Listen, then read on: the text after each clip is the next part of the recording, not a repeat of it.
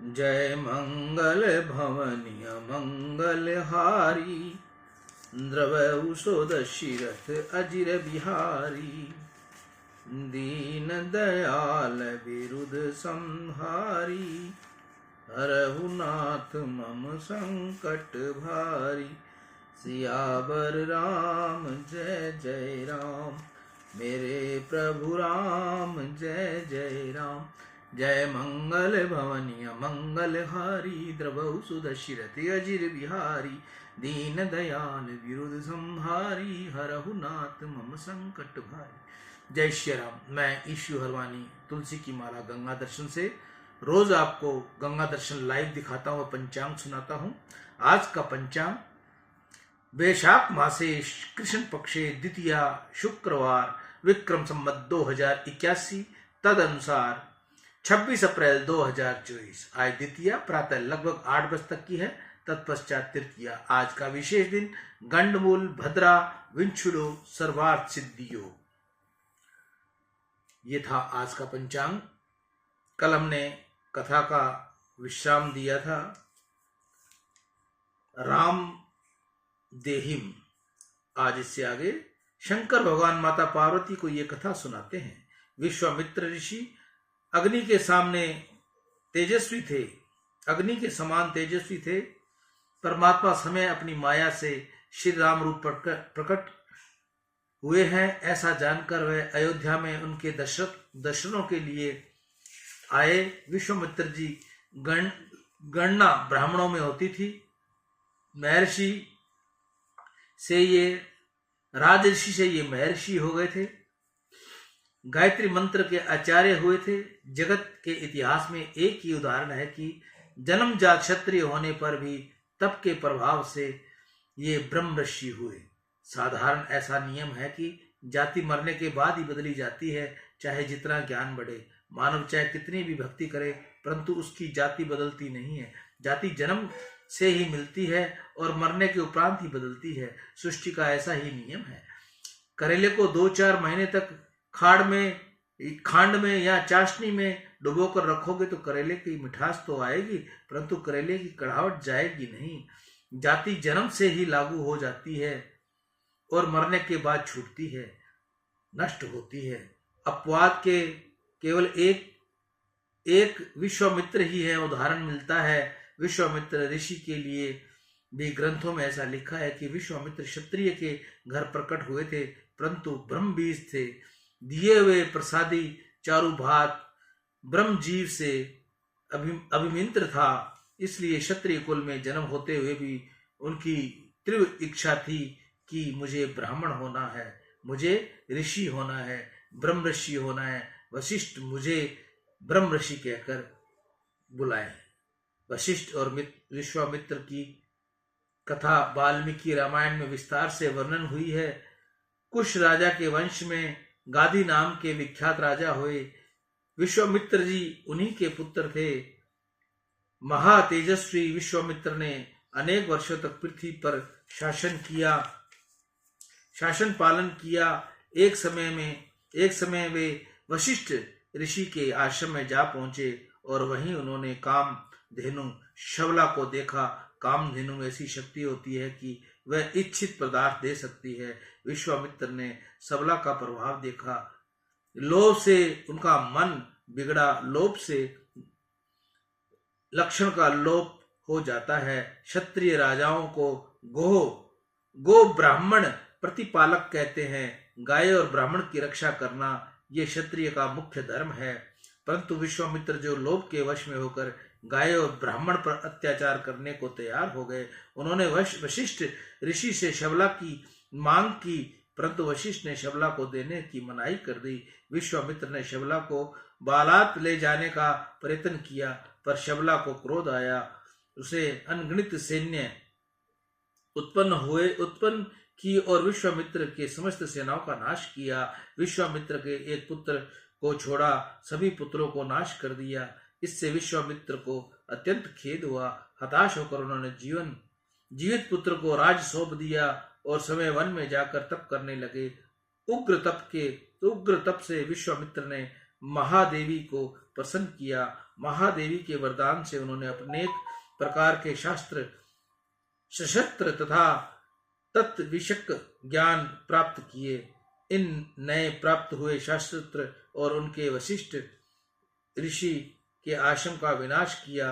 पीछे वशिष्ठ ऋषि को मारने गए तो वशिष्ठ ने अपने ब्रह्म बल से विश्वामित्र को ब्राह्मणास्त्र को भी शांत कर दिया और विश्वामित्र का पराभव कर दिया। वशिष्ठ ने निर्वैर थे, न तो उन्होंने विश्वामित्र से कोई हानि की, न उन्होंने उनका कोई अनिष्ट सोचा। इन दोनों बार की हार से विश्वामित्र ने समझा कि क्षत्रिय बल व्यर्थ है, ब्रह्म बल ही सच्चा बल है। ऐसा विश्वास होने पर विश्वामित्र ने वशिष्ठ ऋषि के सामने के समान ब्रह्म बल प्राप्त करने का निश्चय किया और उसने उसके लिए अत्यंत उग्र तपस्या प्रारंभ की। उसके आलोलित तप से घबराकर इंद्रादि देवताओं ने अनेक विघ्न खड़े करके तप को बारंबार भंग करवाया। पहले विश्वामित्र जी काम के वशीभूत हुए। बहुत तप करने पर भी बुद्धि में से सूक्ष्म काम जल्दी जाता नहीं। काम को मारना बहुत कठिन है, परंतु विश्वामित्र जी ने दूसरी बार अति उग्र तपस्या की और मन में काम को वश में कर लिया। तब बलवान क्रोध उनको त्रास देने लगा। काम पर विजय मिल सकती है, परंतु क्रोध पर जीत मिलनी बहुत कठिन है। काम को वशीभूत करने में अनेक ऋषि मुनि क्रोध करके अपने तप को भंग किए बैठे हैं। क्रोध है तो काम ही संतान है, परंतु काम से ही वह अधिक प्रबल है। तप का बराबर भंग होने पर भी विश्वामित्र अपने निर्णय पर अडिल रहे। उत्तरोत्तर तप की उग्रता बढ़ाते गए। तप के बल से वह राज ऋषि कहलाने लगे। उनके बाद ऋषियों ने उनकी गणना हुई।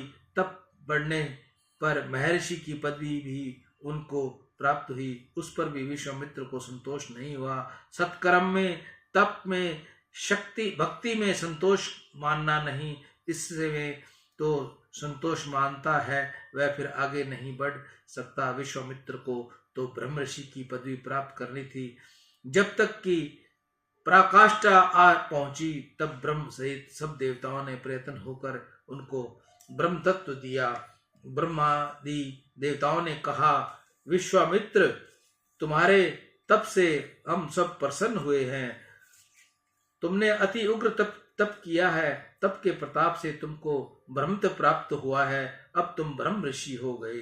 देवताओं ने उनके ब्रह्म तत्व को स्वीकार किया, परंतु जब तक वशिष्ठ जी ऋषि उनको महर्षि स्वीकार न करें तब तक विश्वामित्र को संतोष नहीं था। उनके महर्षि को वशिष्ठ ऋषि की सम्मति न मिले तो उस महर्षि पद का महत्व विश्वामित्र के मन में कुछ भी न था। इसके बाद एक रात्रि को विश्वामित्र वशिष्ठ के आश्रम में गए। उस समय वशिष्ठ जी अपनी पत्नी अरुंधति देवी के साथ सत्संग कर रहे थे। विश्वामित्र एक कोने में छिपकर खड़े हुए और पति पत्नी के बीच की बातचीत सुनने लगे। अरुंधति ने कहा कि चांदनी कैसी निर्मल है। तब वशिष्ठ जी बोले, हाँ देवी, परंतु विश्वामित्र ऋषि के ब्रह्म तेज जितनी निर्मल नहीं। विश्वामित्र का ब्रह्म तेज अति निर्मल है। विश्वामित्र ने यह सुना, वे विचार करने लगे, वशिष्ठ ऋषि कितने महान हैं। मैंने उनके साथ कितना वैर किया, उसके 100 पुत्रों को जलाकर भस्म कर दिया, फिर भी इनको मेरे प्रति हृदय में किसी प्रकार का कुभाव नहीं, उल्टा सद्भाव है। मैंने भयंकर शत्रुता की, फिर भी वे मेरी प्रशंसा करते हैं, अपनी पत्नी से प्रशंसा करते हैं, और वह भी मेरे परोक्ष में। ऐसा महान कोई भी नहीं हुआ। वशिष्ठ जी ने वैर नहीं किया।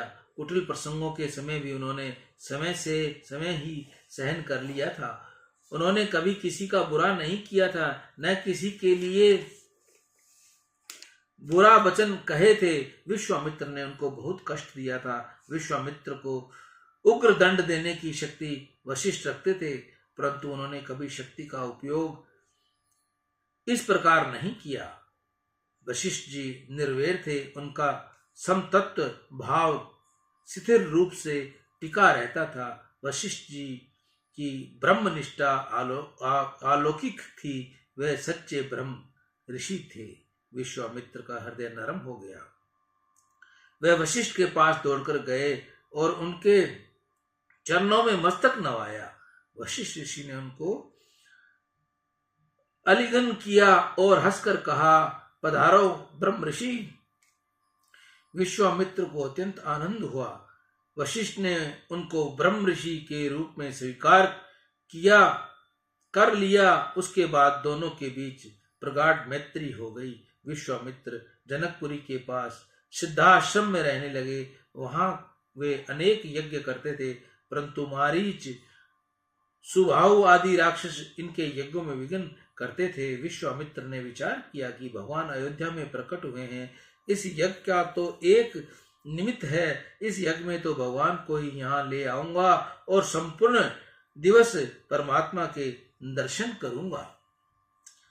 कोई भी सत्कर्म का निमित्त हो, उस सत्कर्म में भगवान याद आए, प्रभु के दर्शन हो तो वह सत्कर्म सफल होता है। सत्कर्म करते हुए भगवान को बुला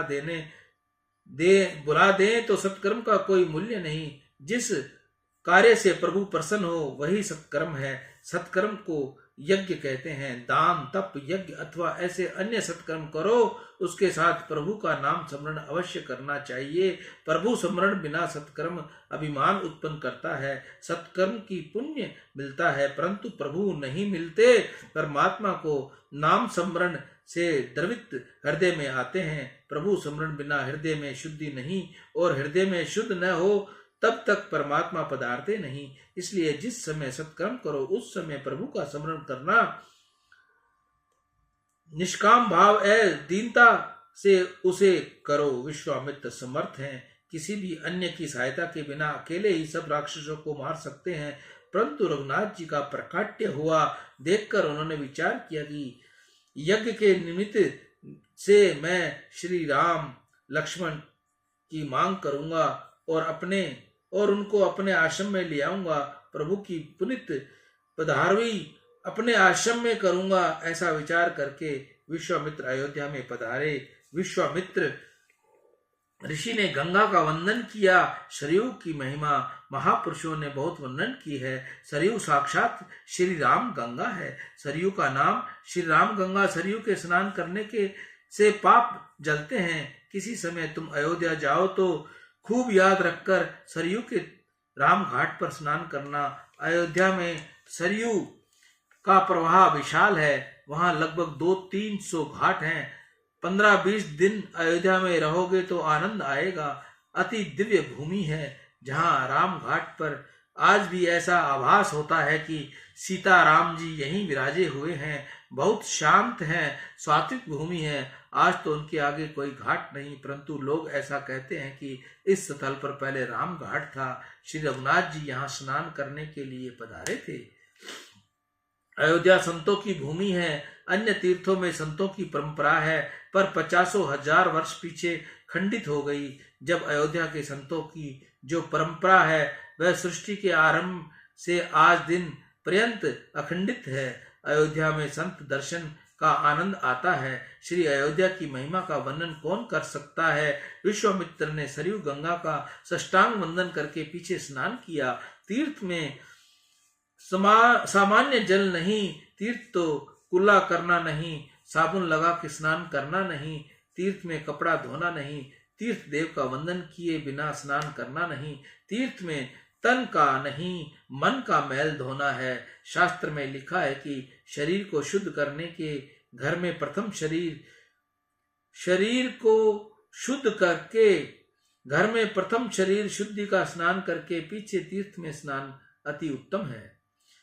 कितने ही लोग गंगा किनारे नर्मदा किनारे जाते हैं, परंतु बहुत ठंड पड़ती हो, वर्षा हो रही हो तो भी गंगा जी नर्मदा को वंदन करते नहीं, उनके स्नान भी करते नहीं। तीर्थ में जाकर जो तीर्थ देव का वंदन न करे, स्नान न करे, वह तीर्थ का अपमान करता है। किसी भी तीर्थ में जाओ तो प्रथम तीर्थ देवता का वंदन करो। उसके पीछे स्नान करो, तीर्थ में उपवास करो। उपवास करने से शरीर की शुद्धि होती है, शरीर के सात्विक भाव जागृत होते हैं, पाप भस्म होता है। तीर्थ की भूमि पर शयन करो, धर्मशाला की खटिया पर सो नहीं। जिस खटिया पर किसी ने पाप किया हो उस पर सोने से वह तुमको भी लगेगा। स्थल को पवित्र बनाओ, अपना वस्त्र बिछाओ, माला करो और पीछे सो जाओ। तीर्थ में मौज मजा न करो, तीर्थ में केवल घूमने फिरने की भावना से न जाओ। तीर्थ में क्रोध नहीं किया जाता, किसी की निंदा नहीं की जाती। किसी ने भी लोग को तीर्थ में जाकर पाप करते, कितने ही लोग जो तीर्थ में जाकर पाप करते हैं। अत्यंत किया हुआ पाप तीर्थ में जाकर धुल जाता है, परंतु तीर्थ में जाकर जो पाप करता है उसको बहुत भारी सजा मिलती है। एक एक तीर्थ में एक एक पाप छोड़ो, एक एक त्याग बढ़ाओ।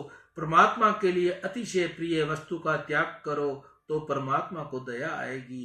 तीर्थ में जाकर काम क्रोध जैसे विकार छोड़ो, तीर्थ में ब्रह्मचर्य का पालन करो, सत्संग करो, तप और स्वयं की पवित्रता होकर भावना से तीर्थ में जाओ। सियावर राम जय जय राम, मेरे प्रभु राम जय जय राम। जय मंगल भवनिय मंगल हारी, द्रवहु सुदशिरथ अजिर बिहारी। दीन दयाल विरुद्ध संहारी, हरहु नाथ मम संकट भारी। मैं ईशु हरवानी तुलसी की माला गंगा दर्शन से। असली तुलसी की माला अगर किसी भाई बहन को चाहिए तो मुझसे संपर्क करें। सेवा शुल्क के साथ आपको कोरियर द्वारा भेजी जाएगी। ईशु हरवानी, हनुमानगढ़ टाउन, राजस्थान। गंग सकल मुद मंगल मूला, सब सुख करनई हरनई सब सूला। कही कही कोटि कथा प्रसंगा, राम बिलो कही गंग तरंगा। सचिव ही अनुज ही प्रिय ही सुनाही, विबुध नदी महिमा दिखाई। मजनु की न पथ शम गयहु, सुचि जल पियत मुदित मन भयहु। जोरी पानी वर मांगू एही, सिया राम पद सहज सनेही। अर्थ न धर्म न काम रुचि, गति न चहु निर्वाण। जन्म जन्म रति राम पद, ये वरदान नान। सीता राम चरण रति मोरे, अनुदिन बढ़हु अनुग्रह तोरे। बोल गंगा मैया की जय। कोसों दूर अपने घर बैठे भी गंगा गंगा गंगा सच्चे मन से पुकारोगे तो गंगा आपके सब पाप हर लेगी। राम।